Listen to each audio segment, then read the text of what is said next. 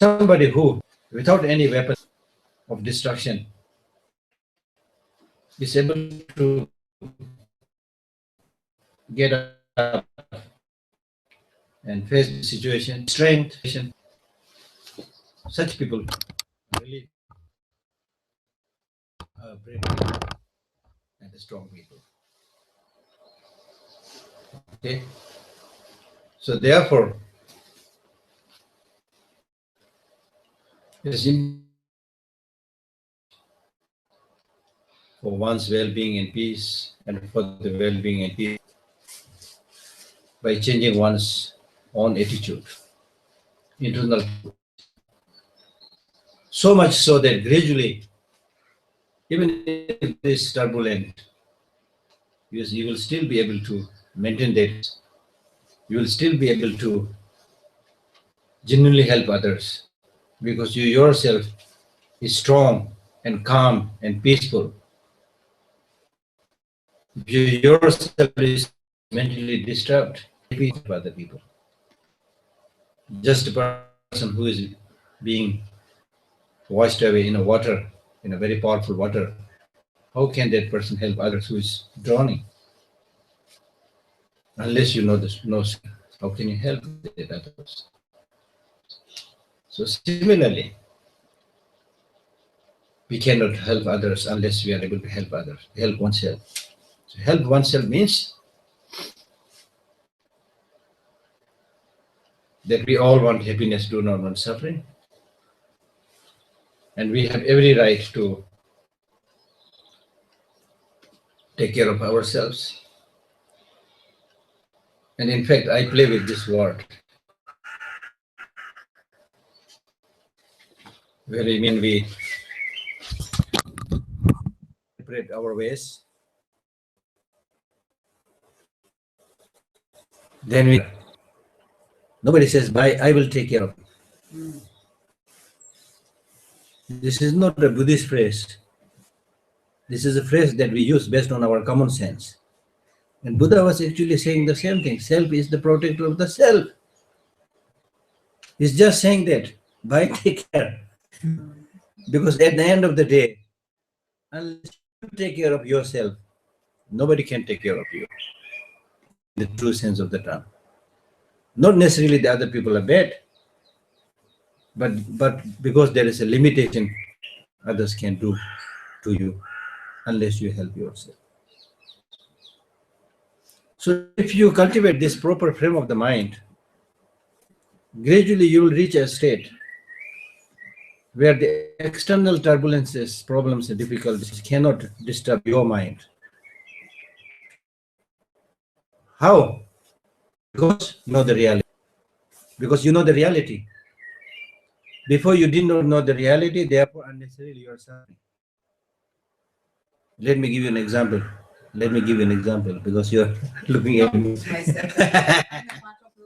Exactly. Yeah, exactly. So, for example, say death of a family member. When one of your family member dies, you sing in sadness, despair, helplessness. You cry, you weep, you shout, you complain. We do this all the time, yeah? Or let me take a more easier example. If you're visiting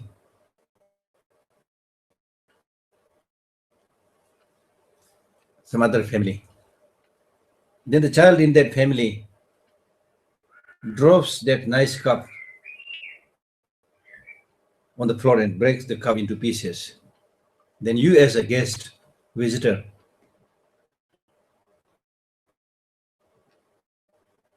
having, what will you say when the father or mother of their family starts scolding the child?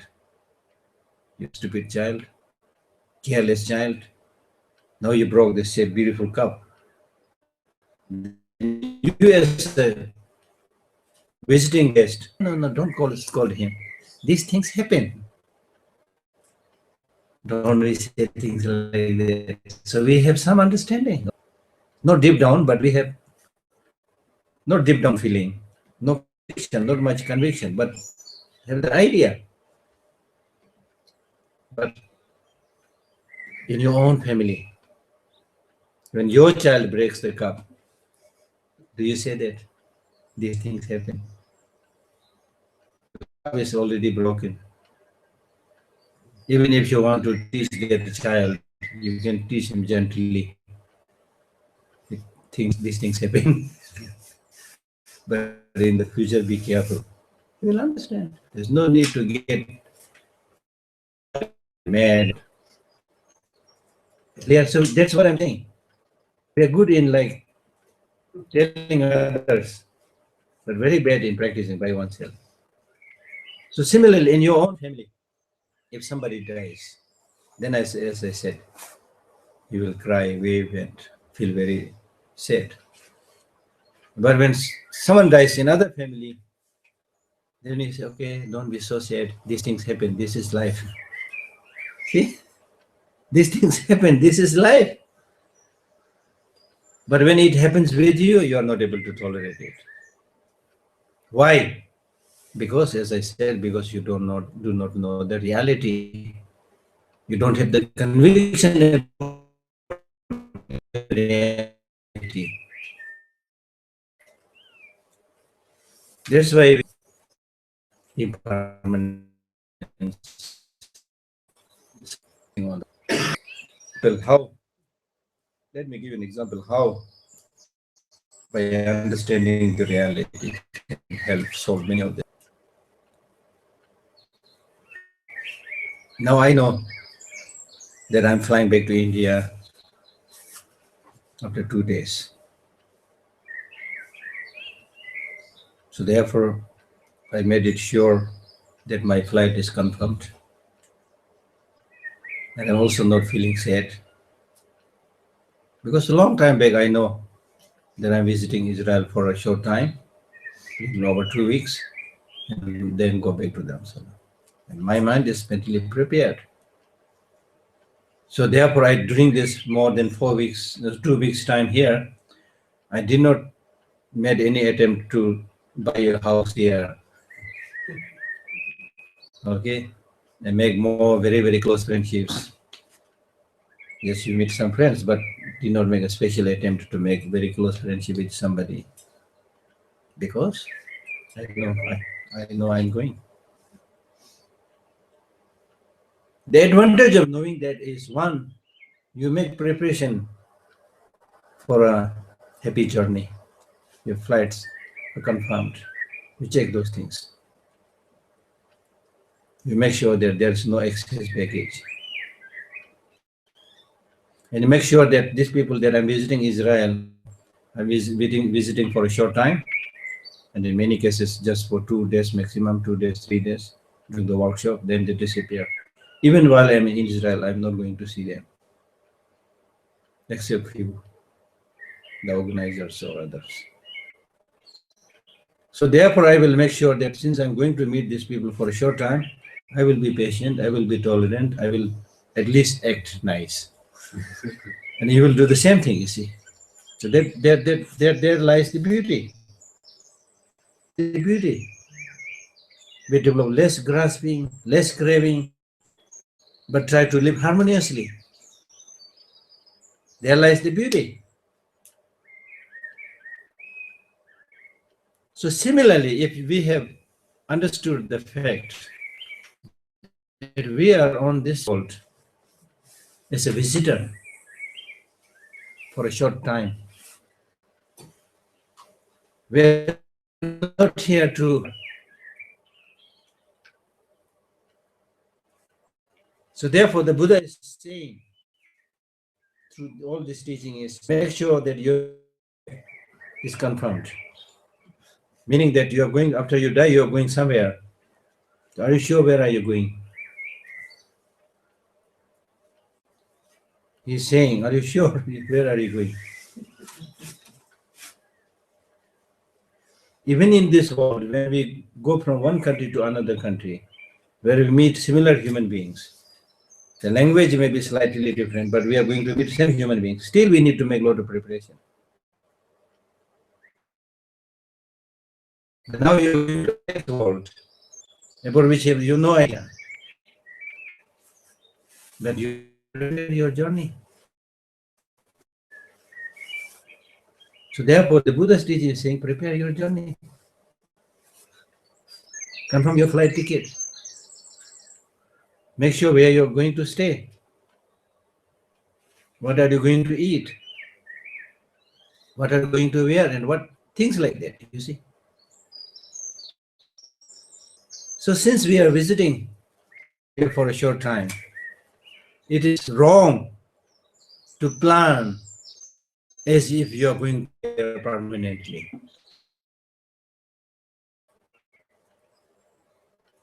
From there on the four misperceptions, which I'll explain later on. Here, you need to survive. You need certain things, but not too much. Not too much, because no, you are not going to live here forever.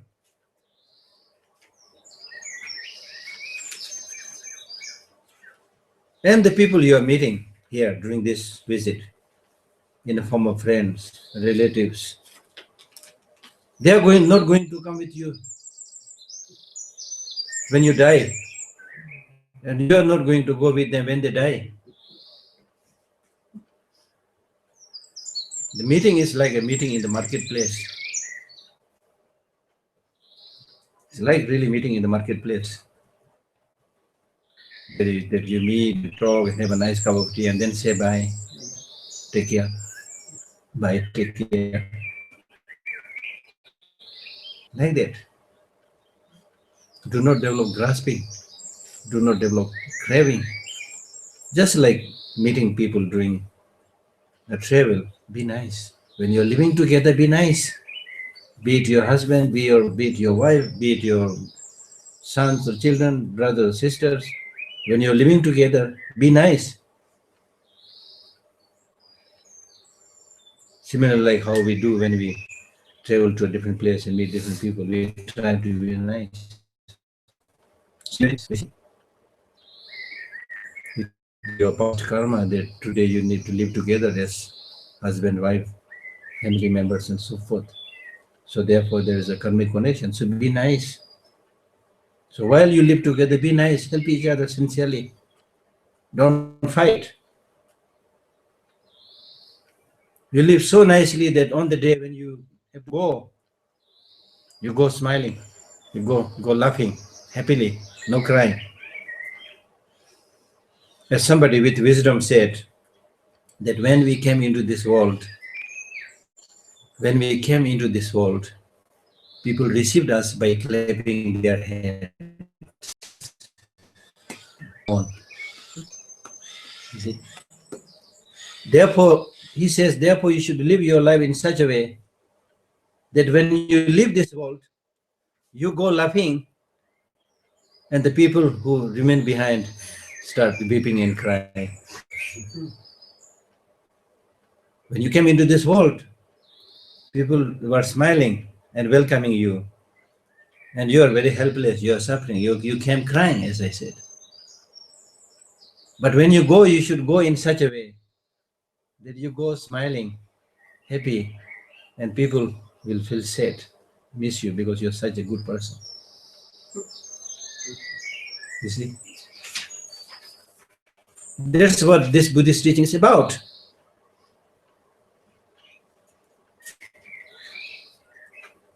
And all this is possible if you reduce your grasping and craving. I need this, I need this, I need this, I need this, I need this, I need this. Keep on collecting and accumulating in your house. Even one person has several pairs of shoes, even though he has only 2 legs. And that greed, inherent greed that we have with us, that craving and grasping that we have within us, is further fueled by modern advertisement. because the business people, the modern advertisement, they want to sell their products.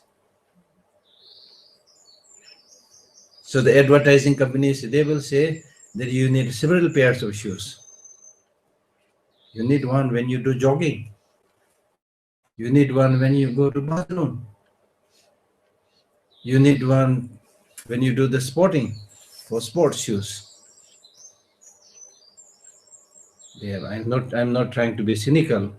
In some cases, there may be some element, but generally not.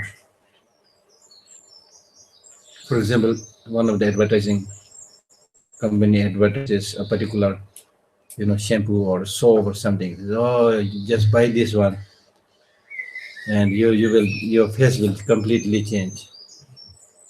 And people just keep on washing. You see. Nothing happens. You see. So therefore, they are taking advantage of your innocence or your vulnerability. People are taking advantage of your weakness. Exactly. So that's why we need to be strong, educated, and decisive to be able to judge. This is really I want. I will have it. Finish. These things I don't want. This the business people or people who simply thinks that everything is for sale. They are able to sell everything because we are weak. Because we buy everything that is in the market. Every day there will be new brands, gadgets, any gadgets, saying that, oh, this camera is a small, nice, but there's a better one here. They change it a little bit. They say, this is, you have to have it. You need to update your gadget. So we think we have shortage of money, but still we think, oh, must be true. You update your gadget. So in this way, external material accumulations are concerned. We keep on updating all the time, spending awful lot of money. Human being never updated. Never updated. The same way of thinking, the same way of living, the same way of acting. Even though on many occasions you know that this I should not be doing, but you keep on doing the same thing. So therefore we keep on suffering. So in many cases, the much of the suffering and problem that we experience is like self-invited problem, self-invited suffering. So therefore, take care. Take care. Your happiness is in your hand. Do not cheat yourself. Your happiness is in your hand. Do not. Does it make sense? That's why I'm saying that if you understand the reality, you will stop doing many of these stupid things. If you understand the reality, then as I said, your family members are just like people you meet in the marketplace. So you will be very nice with them. And when they die, you have no reason to cry. When they die, you have no reason to cry because one, meeting is parting. Right in the beginning, you know that we are together for a short time. You understand that. You understand that reality. And second, having understood that reality, you lived your life in such a way that now you have nothing to regret. When we don't understand this, then we think, okay, my husband has to live with me permanently. My wife has to live with me permanently. So when suddenly the one of them dies, it is a big shock for you because you had that thing of permanence. Now suddenly this one is not permanent. He goes, lives you forever. Then it was unbelievable. You see. Especially in today's world, there's so much pretension. In ancient times, people really lived together, big family lived together. Everybody sees each other, sufferings, problems, happiness. They share together. So everything is experienced.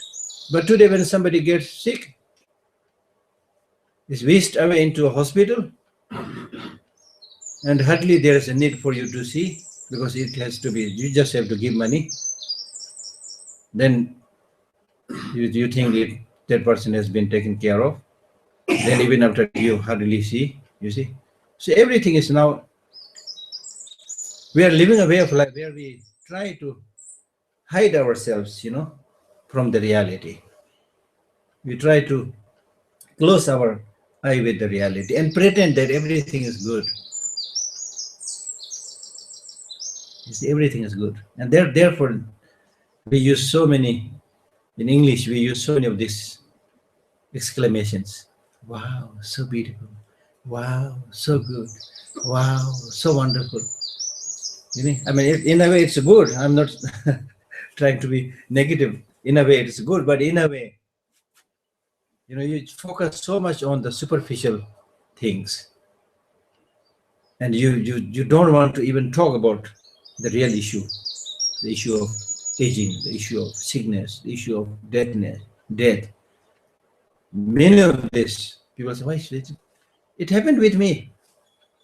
Many years back, I was giving a talk in a Christian monastery in Kentucky, Thomas Merton Monastery. So I was giving a talk. There are a lot of people there. So I was again talking about this fundamental truth. And there was a young lady sitting in front with a lot of makeups.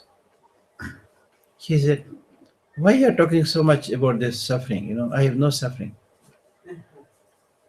You see, there's the issue.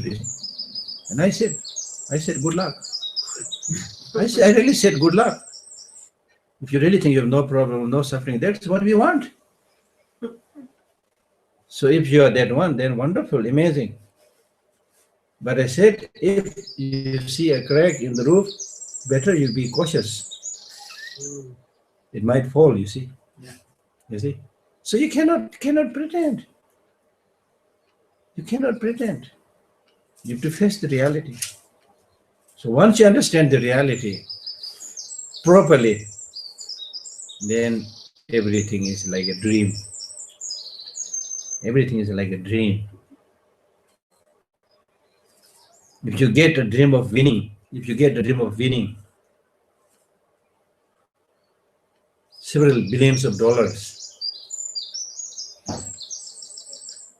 you enjoy, I'm rich overnight. So many billions of dollars. When you're dreaming, you get that feeling. But when you wake up, how much money is there? Nothing. Will you feel terribly sad? Will you feel terribly sad? No. You said no. You said yes. You said yes. No. It's only a dream. No. Yeah. I don't think. You might wish that, I wish that it was not dream. If I had really got it, you might think something like that. But I don't think you will feel terribly sad, because this is a dream. Strong sadness will not be there, because this is a dream. Exactly, that's what I'm saying. Similarly, if you are able to see the whole life as a dream, the whole life as a dream, there's nothing much to gain, nothing much to lose. There will be some sufferings, there will be some happinesses, but it will not bother you much, because there will be not much grasping. Just like your experience of the dream. You don't understand.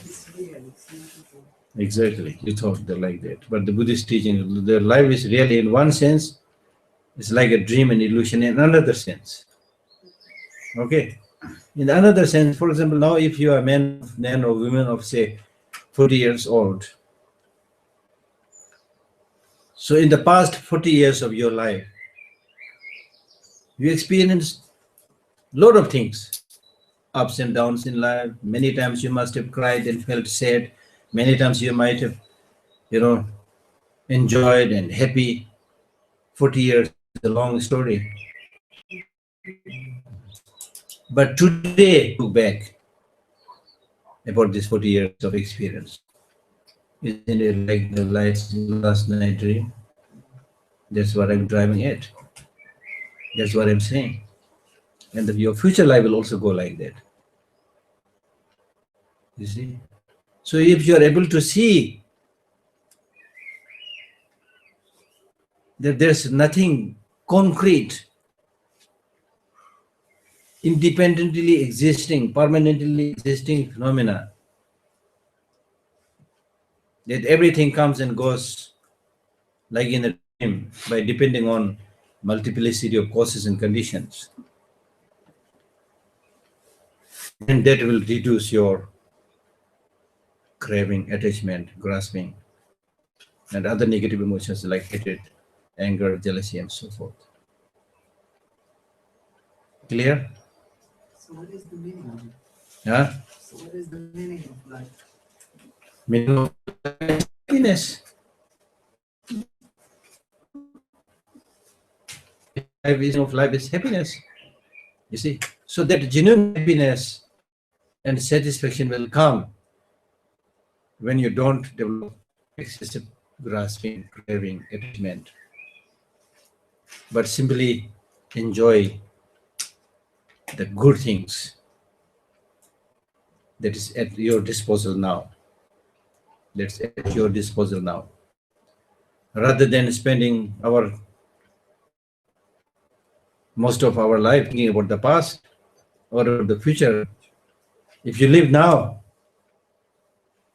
you will be happy. You will enjoy. But the problem is, most of us spend our life, even now, even though this is the present moment, but most of the thinking that you do is about the past, what you experienced, what happened, who said what, Your mind is filled up with what is gone. And then you may be thinking and planning for the future, I should do this tomorrow, next year. And you are not able to live in the present, enjoy what is there.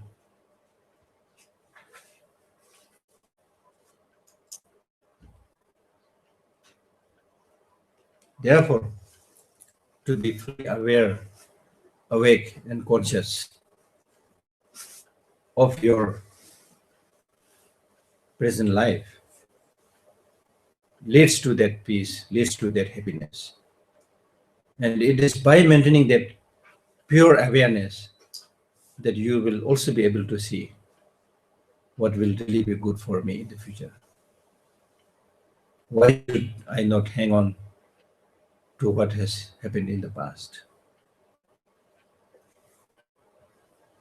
So therefore, out of the Four Noble Truths, as I briefly mentioned yesterday, the Buddha started saying that this is true suffering, this is true origin of suffering, this is true cessation, this is the path.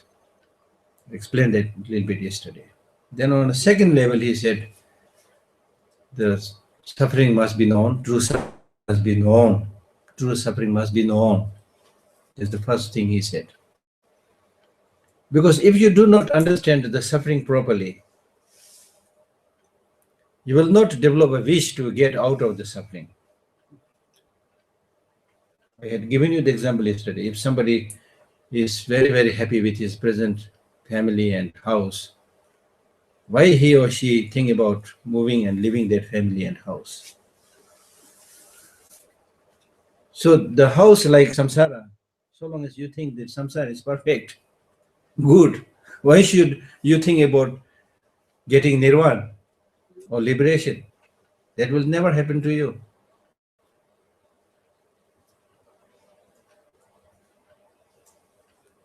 So when I talk about finding the sufferings and problems, I'm not saying that intentionally you like fabricate something. I'm talking about finding that real suffering which is there, real lack of satisfaction which is there. So therefore, Buddha was very skillful teacher.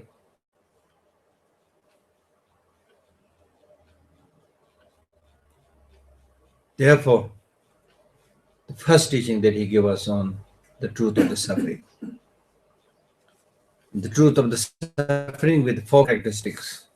He explained the truth of suffering with four characteristics, four features. The first feature is impermanence. Impermanence. Again, if you relate that to your psychophysical aggregate, to your life, he's saying, he's not talking about, he's not so much the table is impermanent, mountain, yes, they are impermanent. But here, when we talk about that impermanent state, he's really not so much worried about those, or he's really not so much talking about those impermanent things. But he is talking about, as we started, this cycle of impermanent.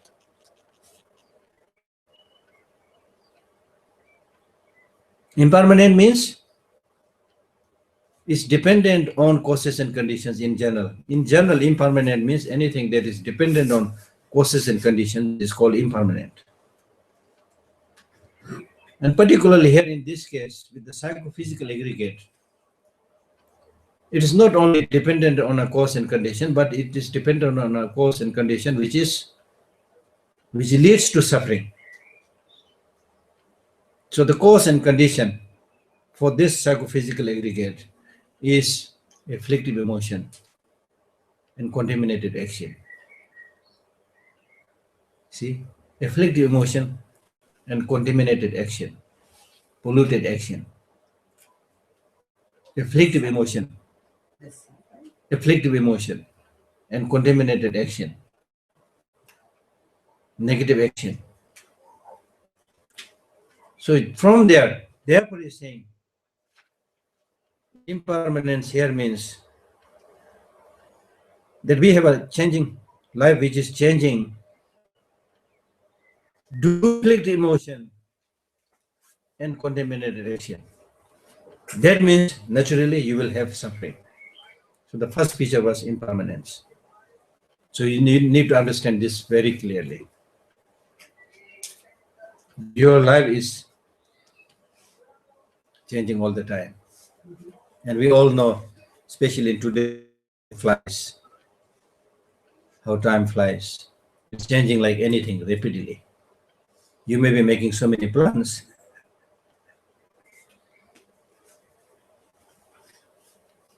You may be making so many plans of less importance, but anytime. Death is definite. Death is definite, unfortunately, for everybody. But the time of death is indefinite. It can come anytime. Maybe tomorrow. If somebody asks that, are you sure you are not going to die today? Everybody will say, no, definitely I will not die. Can you put your signature? Put your signature, but still, deep down, you are not so sure. Even if I'm sure, I'm not care. Even if I'm sure, I'm not care. Exactly. Because if I'm losing, I know anyway. Yeah. No way. Yeah. I want to be here to pay for it. Exactly. So you might put your sign, but in your mind, you're not sure, you're not confident. Nobody can be confident about this. So what has to do with our life? This has to do with our life because we have obtained as a human life is not something that you can easily ignore. This life is precious. According to Buddhist teaching, you don't achieve such a life again and again. So you cannot afford to waste this precious moment, precious life. That's what the Buddhist teaching is saying. For just running after, small things which are insignificant. Yes, I understand that we all need to do something for our livelihood, but there are many things that we are doing which may also not have much to do with our livelihood, but simply we are doing because others are doing, which may not have much significance, much importance. But we spend much time going after these small errands, as we say, not doing the big thing. The big thing means buying the ticket, confirming it. Since you are going to die and death is uncertain, what is it that is best when you take that journey? When you die and go to this unknown area, unknown land. Is there no one to help you? No. Can your friend relatives help you? Who will help you? Huh? Yourself. Exactly. Yourself. How? By making your mind habituated with love, habituated with compassion, habituated wisdom. When you have this inner tranquility, inner wisdom, inner insight, you will be absolutely fine now, and you will be absolutely fine at the time of death and also in the next journey. This is important, very important, because most of us who don't understand this, the importance of involving the mind, even when we do this practice, we do it primarily physically, verbally, not so much mentally. Doing practice physically, verbally, like around the temple, chanting some, this is easy. You also feel like doing it because other people can see that you are a great practitioner, going around the temple, not talking and chanting. So you always wanted to do something which is not going to help you in the long run, but I call it feel-good practices, feel-good practices. But now you can clearly see the one that will really help you in your long journey in the future is if you had made a difference in your mental attitude. If you had made your mind habituated with positive ways of thinking. In Buddhist, one of the terms that is used in Buddhism is that you must leave a positive imprint on your mind. Leave a positive imprint on your mind means make your mind habituated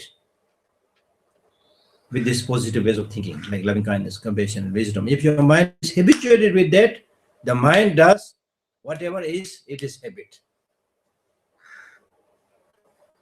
Right now, our habit is so negative emotions.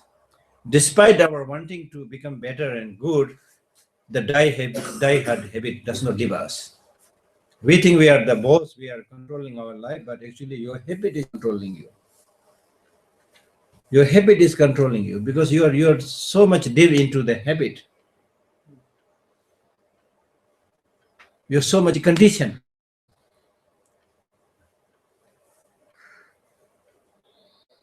People had done experiment with these things, not only Buddhism, but scientists, psychologists, and others have done experiment with these things. And interestingly, they found that you are so used with your habit, the people sometimes when they're asked to come out of a place or situation where there's a lot of suffering to another place where there's less suffering, still many will be reluctant to come. They're so habituated with that particular situation. Even if it is, a lot of conflict, a lot of problems, still it is something they are used to it. So they feel they don't like to lose that kind of atmosphere. You see? So therefore, undergoing Buddhist practice means to lessen this negative ways of life and habit, and to get habituated with positive ways of life and thinking. Meditation means habituation. Meditation is not sitting in a corner, closing your eye. That's what most of the people do today. Many people do meditation. Today, the word meditation is very, very famous. People are so attracted. Now there's another word called mindfulness. Everybody's talking about mindfulness. If you have mindfulness, all problems can be solved. Unfortunately, not properly understanding. Like in the case of the word meditation, meditation is not something that you should be doing just by closing your eye and watching your breath, you see. That's not This is one part, a small part of meditation, but notice the big picture. Now, in many developed countries, people work very hard in the whole day, and because having worked so hard in the whole day, they are tired, of course, at the end of the day. But now there are so many Dharma centers. So in the evening, they go to a Dharma center and do this so-called meditation. Because they have been working, then when they start doing that so-called meditation, they take a nap. They fall asleep. And the meditation finishes, wake up and saying, wow, the meditation is so relaxing. That is not meditation. You've been working the whole day, you are tired, now you got an opportunity to relax and sleep. So it's relaxing in that sense. That kind of relaxation can be obtained by any other form, kinds of sleeping. If you look at this word, concentration, one-pointed concentration, and the teacher will tell you, okay, choose this flower and concentrate on it. There's a technique to bring the energy of your mind together. But the big idea behind that technique is so that gradually you are able to concentrate on the overwhelming suffering and problems that you have. That's the big idea. If you are somebody who has really that big understanding of the suffering, the overwhelming suffering and problems, naturally it will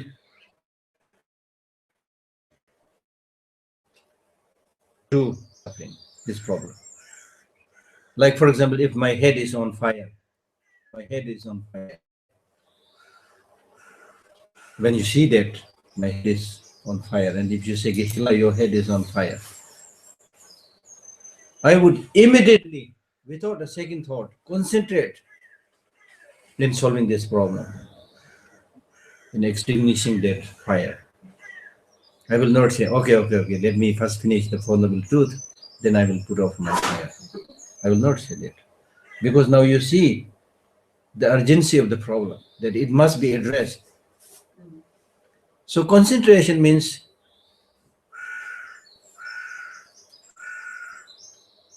that having understood the sufferings and problems is overwhelming.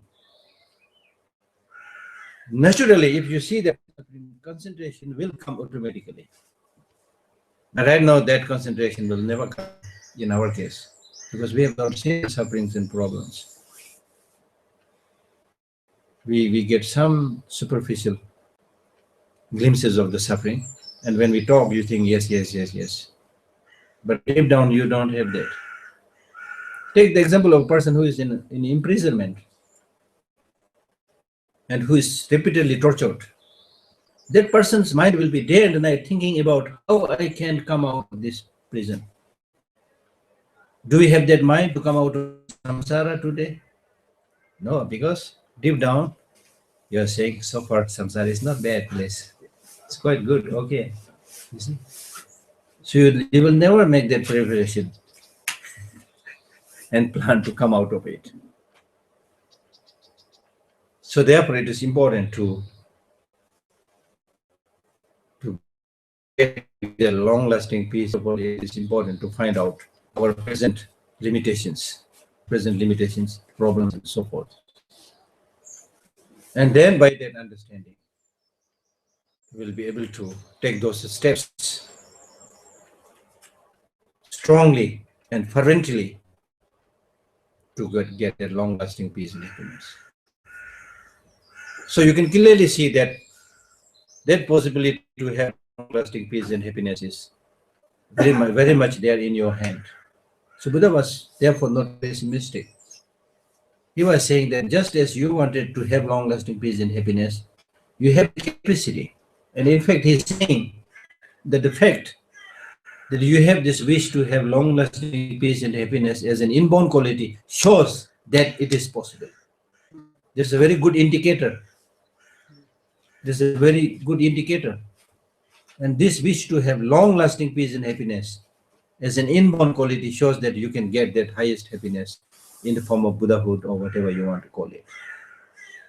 So the capacity, the potential is there with all of us, and we call that Buddha nature. And in Buddhism, we say we all have the Buddha nature. So Buddha nature means that clear light mind, the clear light mind,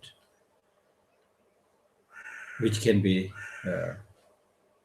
which can become the mind of the Buddha, the enlightened mind.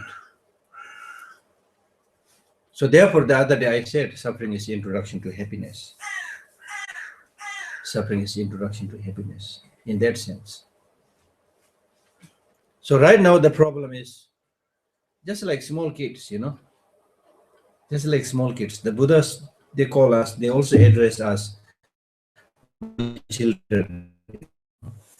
I think we intelligent professors, but the Buddhas, they address us by saying, my children. So in their perspective, we are like small children, making stupid mistakes all the time. You see, just like in Arya, there was 400 verses. He gave an example of small kids playing by the seaside, sea beach, building sand castles. Okay. So one child builds a big sand castle. Another child comes, another naughty child comes and gives a kick and destroys the sand castle. And this boy or girl who constructed that sand castle, he will cry as if a real castle has been destroyed. But the grown-up people know that this is a sand castle, not the real castle. So we go there and say, this is just a toy, Don't cry. I'll give you a better one. You will buy a toy or things like that. So Buddha is saying the same thing. Just as you have told children, innocent children, similarly the Buddha is saying things that you are constructing in this world. It's just like the kids building sand castle. And when something, some destruction, something happens, you cry. It's also like the crying of those innocent children because you have not understood the impermanent nature of these things. You have not understood that they are not the real long-lasting source of peace and happiness. Therefore, you cry over small things. You fight over small things. You don't have the bigger picture.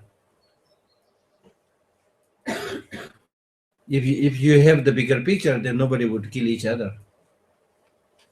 As Shanti is the way of life. You don't have to kill people, they will die. You don't have to kill people, they will die.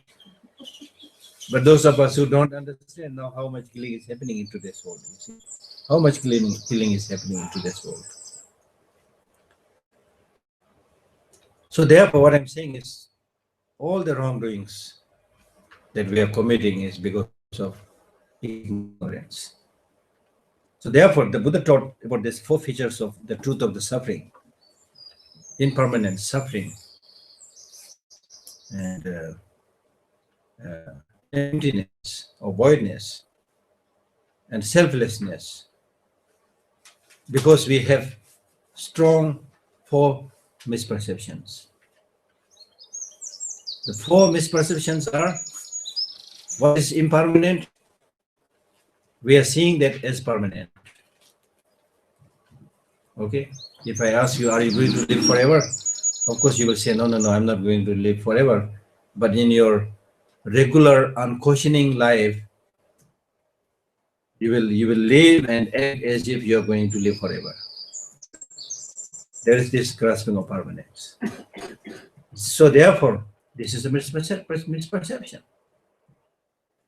This is a misperception. Therefore, you fear death. Because you have this misperception, I'm going to live forever.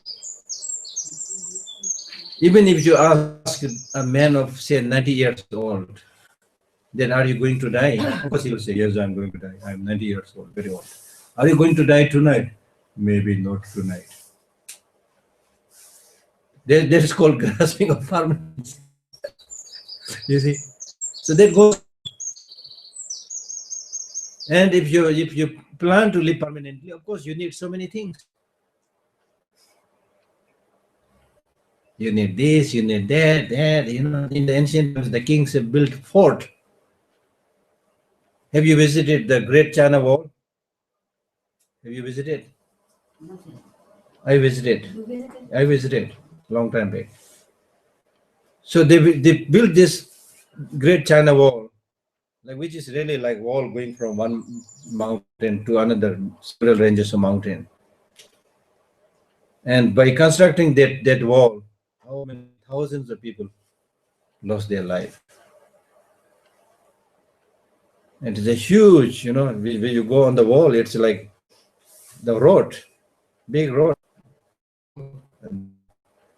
It has now become a touristic place, you see. So why they built this? To protect themselves from the enemy. Because they thought, I'll build this and I will live. I will live, you see. Forever. If you ask them, of course, they will say, no, not forever. But to their unquestioning mind, they've been thinking that I'm going to live forever. The forts. We have a fort very near to Dharamsala, which is called Kangra Fort. So there also they have the walls. And then in between the walls, they have this small hall where you can easily shoot the enemy. So you shoot the enemy, kill the enemy, but you're going to live forever. But now, most of these forts are ruins. So in Buddhism, we say these are the great teachers of impermanence. You see? And then in our own life, we know so many people who died. We can remember their faces. We can write their names. It has happened with us. But has it occurred to us that next may be your turn? Not me. You might think about that just for a few days, because what you are going to experience when others experience you feel uncomfortable, you see. But then after a few days, you forget all those things. Then you return to the same old familiar world. You see, that's the problem. Not being able to remember these realities all the time. If you remember these realities all the time, you will be much better and happier, mentally much prepared. So therefore, it is because of this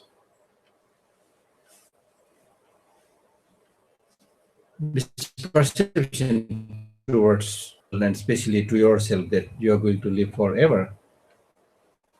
There is this grasping of permanence. Therefore, as an antidote to this, the Buddha taught impermanence. The first teaching that the Buddha gave us on impermanence. The last teaching that the Buddha gave us on impermanence. Because if you are unable to precisely see this fleeting, transient, impermanent nature, you are not going to make a move.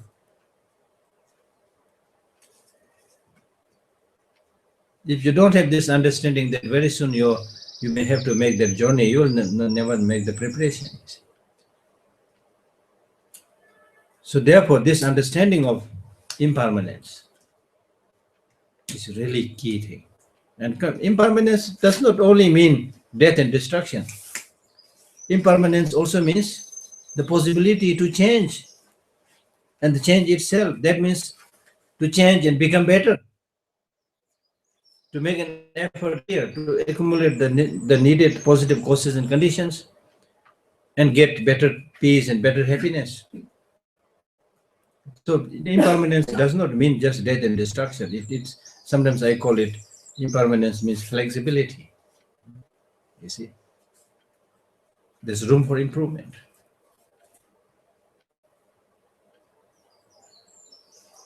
And then we have this second misperception where we tend to see what is suffering as happiness. What is suffering as happiness?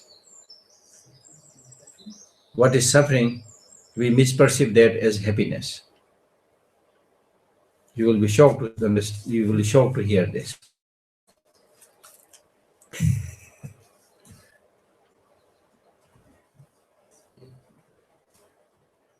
For example, say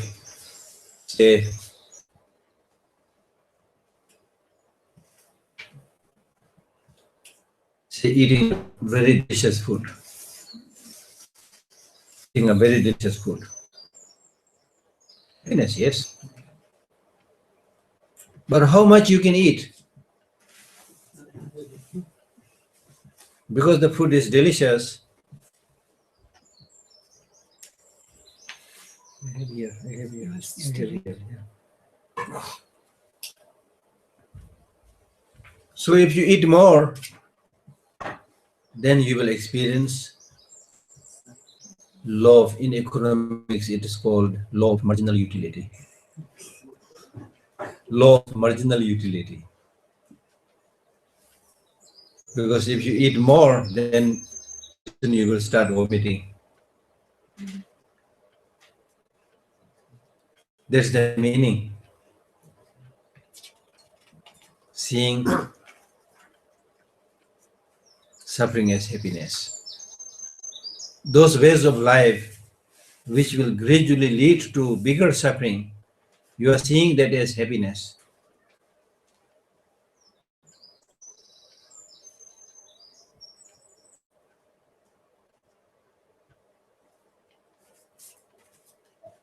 When we talk about suffering, explained yesterday, we talk about three types of sufferings. Suffering of conditioned suffering. Suffering to some extent we may understand. You may not see that as happiness. But when you go deeper to the other two, then you will find that what leads to suffering, you have seen it as happiness. For example, marriage. I marry this person, I'll be happy. How long does it last? In many cases, especially the more developed countries, now more divorces are there, leading to suffering, leading to problems. Even after that, you will not learn. You will marry another person who has slightly different nose, different face, slightly different face, but otherwise the same thing. You see? Thinking that now this time I will definitely have happiness. So you keep on changing your husband, changing your wife, changing your car, changing your house, changing your other relationships, thinking that this time there will be better happiness. Because you are looking in the wrong direction, you will not get that long-lasting happiness. So therefore, what this teaching is basically saying is, if you want long-lasting peace and happiness, then look at those real sources of long-lasting peace and happiness, not to those which will bring suffering in the long run. So this second level, suffering of change, is much more subtler than the first one.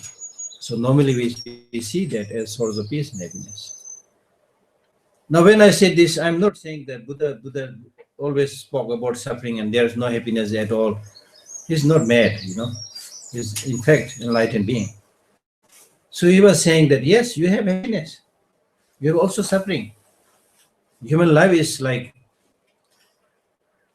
what they say, bracketed with suffering, happiness, and so forth, and a mixture of things together. But what he is saying is, this kind of mixture of happiness and suffering, even happiness, kind of contaminated happiness, this kind of happiness, how many times we have experienced in so many past lives? So are you okay with this? He's asking us, are you okay with this? And he's saying that, I thought you said that you want long peace and happiness. If that is the case, then you cannot be satisfied by this mixture of ups and downs, happiness, suffering, crying, laughing. need to look for more reliable, long-lasting peace. And he's saying this because he's saying, if you change your attitude, if you purify your negative emotions, it is possible. For example, take just one example, say anger. If you used to be, just one practice, say anger. If you used to be a very angry, hot-tempered person, then you should see, because of your anger, did you really enjoy your life? I don't think there is any person who right in the morning makes a motivation saying that today I will get angry. Then in the day, in the workplace, because of meeting provocative people or provocative situations, you might get angry. But then at the end of the day, I don't think there will be any people who will say that because I was very angry in the day today, therefore I really enjoyed the day. There's nobody. So best Buddha was telling us that, look, it's not me teaching. You should relate it to your experience. First start with one thing. Therefore he's saying that I know you have so many negative emotions, but first you deal with one negative emotion which has a predominant presence in you. For example, if anger has a predominant presence in you, then you do a lot of research with this one based on your personal experience in the laboratory of your mind, not in the scientific laboratory of instruments, but in the laboratory of your mind. You do this experiment and write down. You can, in fact, write an interesting book probably. You'll become a great writer. How many times you got angry? Recall clearly, vividly, and honestly, what did you do when you got angry? How did you feel emotionally? What did you do physically? What did you say verbally? And what damage and destruction, or even good things? We have to be fair with anger also. So if anything really great has come from anger and destruction also, write that also. So write that book, or at least an article, and see for yourself. Because this Buddhist teaching is a see for yourself teaching. See for yourself whether it's beneficial or not. If not beneficial, just leave it. If it is beneficial, then for your own goodness and peace, you have to adopt it. So you see, you should see for yourself. So then, by doing this kind of research, what do you think you will find?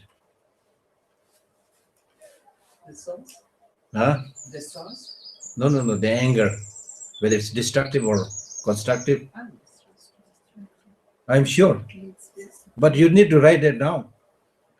And then having found on many occasions how destructive this anger has been. It ruined your family, it ruined your health, it destroyed your sleep, it made you ugly, you see. Small things like that, you think, small things. Very easily understandable things. Like all of us wants to be a beautiful woman, a handsome man. So that's why we do a lot of makeup, spend a lot of money, make the hair and put some cosmetics, put some rings, earrings or things like that to look beautiful and handsome. But after having decorated yourself so much, you get angry. Do you now look beautiful? You say very nasty things, nice, and physically you may be kicking, hitting somebody. Does it look nice? We wanted to have long-lasting peace and happiness. We wanted to be good. That's why every day we said good morning, good evening, good afternoon. We wanted to be good. That's why we all got a good name. Everybody tries to get up. The parents give them a good name, you see. So most of us have a good name. But the way we live our life does not match that name. The way we live our life does not match with this expression, good morning, good afternoon, good evening, and so forth. You see? So with this kind of personal experiment and research, you can find it's really destructive. And another interesting that I must not forget to mention is that when you hear so much, talking about suffering, now in your case, okay, because you are mentally prepared, but we have not much idea. They say, why Buddhism is talking so much about suffering?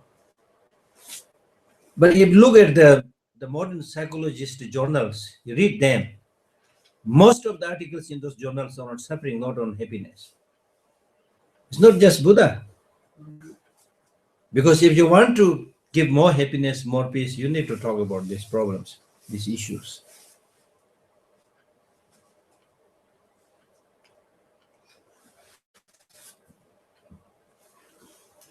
So with this kind of research, with this kind of understanding, if you then having found that anger has always been very destructive, or at least most of the time it has been destructive, then the next step you should take is, now I will do is, I will reduce anger. That's called Buddhist practice. Even if you are not able to do so many things, if you do one thing properly and nicely, for example, if you reduce your anger, you'll already be much happier. And this is exactly what Nagarjuna says in Ratnavali, which he has written to a friend who was his, to a king who was his friend. So he gives all the Buddhist instructions, how to practice the six perfections, how to realize emptiness, how to cultivate bodhicitta, so many things, how to be nice and so forth. Then after having given that elaborate teaching, then somewhere in the end he says, you're a king, you're a very busy man. So I don't think you will be able to practice all this. What I've taught in this book, in this letter to you, even a monk who is sitting in an isolated place just for practice and meditation will not be able to do all of these things. But if you're able to do one thing properly, you will excel, you will shine out.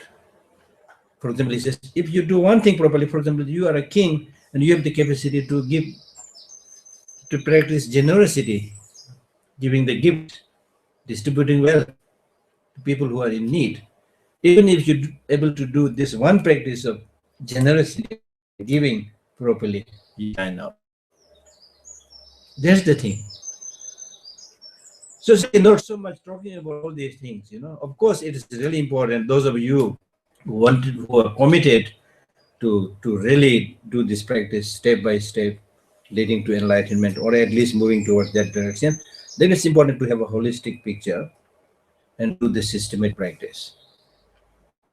But even if you are able to reduce the intensity of one of these negative emotions, you'll be a totally different person.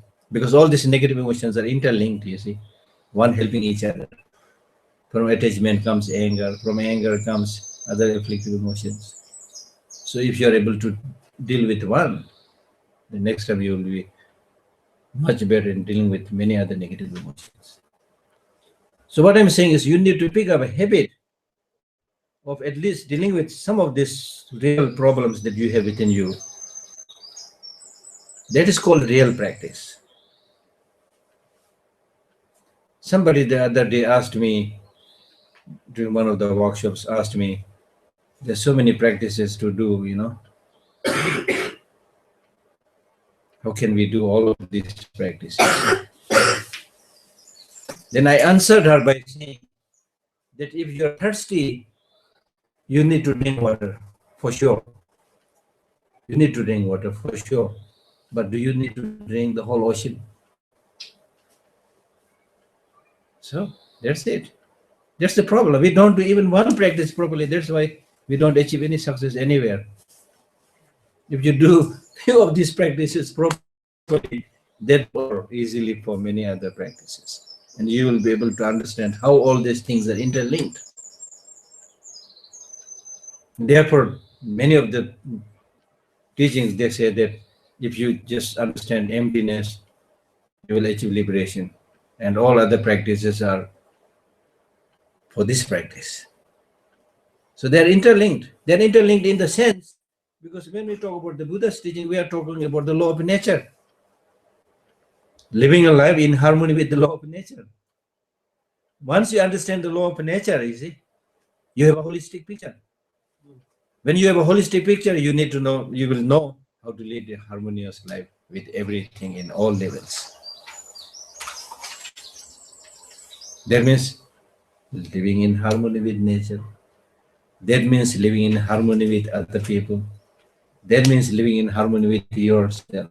If you know one thing, empty, whatever you want to call it, but that is basically talking about law of nature. So once you know the law of nature, as I said the other day, the law of nature clearly tells us that every aspect of law of nature, they survive in harmony, not in disharmony. With this understanding, when you live in, you will be able to live in harmony with other people. What else you need? You will be able to live in harmony with other people. What else you need? You will be able to live in harmony with the nature, the environment. What else you need? Because of that lack of understanding today, we are destroying other people, we are destroying environment, we are destroying ourselves. In that process, we are destroying ourselves. But if you know the law of nature, that it is based on harmony, then you will be in harmony with others, you will be in harmony with the environment, and you will be in harmony with yourself. And your body and mind will be in harmony. Your thought processes will be in harmony. We get all these afflictive emotions because our thought process is not in harmony, it is in disharmony. Your mind is distracted because of attachment, because of anger, because of jealousy. You know, so many bad habits are here.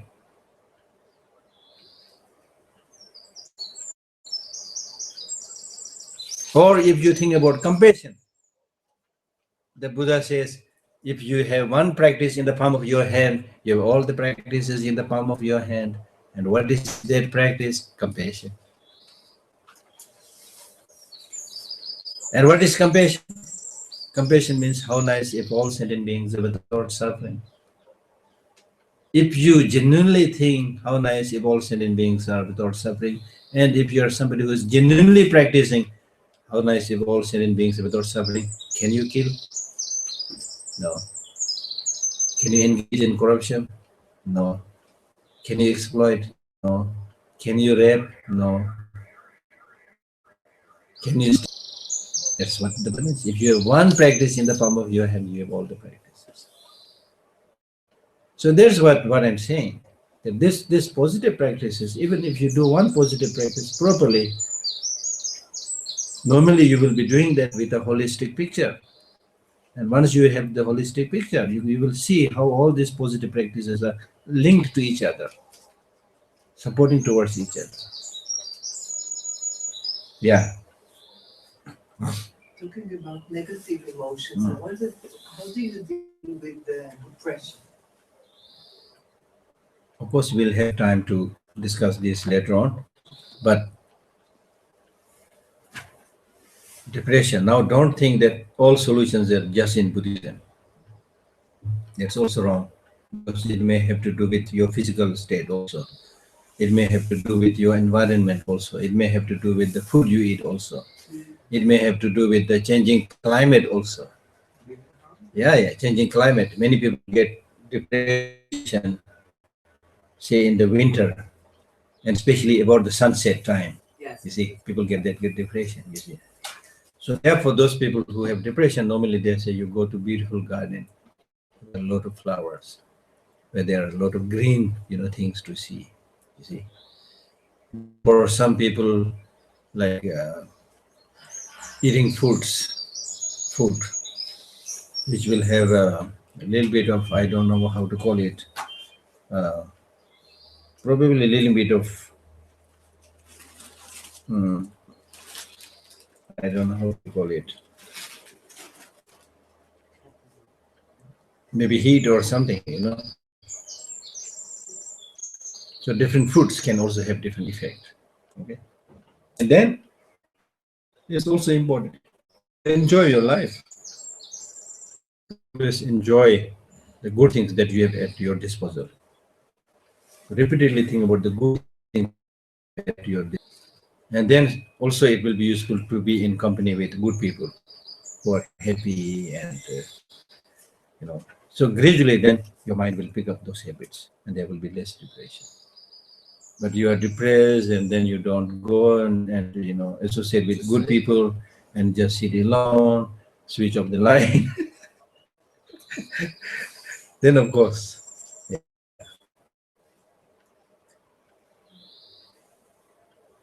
Any other questions? Yes. Yeah. You mentioned that all our aggregates are contaminated. Hmm? You mentioned that all the aggregates, Yeah, psychophysical. aggregates, You said that are the contaminated. are contamination. Yeah. But some of the aggregates include some emotions like compassion Yeah. and love. Are they contaminated? How are they contaminated? Contaminated because even the compassion that you develop may be related to attachment. They must be connected to others. Not must be, but not must be, but what I'm saying is in the case of ordinary people, because still we have not eliminated grasping to oneself, grasping to things, craving to things. Because of this, even the spiritual practices is oriented towards name, you know, fame, respect, recognition from other people. You see? So therefore they are contaminated in that sense. Expecting good things in the samsara, in the society, therefore contaminated in that sense. We're not saying it is not good. We're saying it is still it is not perfectly pure. Yeah. Yeah. I have two questions. One, it's from yesterday. Hmm. There are three cycles within the Sutra of Turning the Wheel of Dharma. Hmm. First is when the Buddha said that this is suffering, this is the origin, this is cessation, and this is the path leading to freedom. And then suffering should be known. Hmm. And so the second cycle, what does it add to the first one? And the third one, what does it mean in the first one?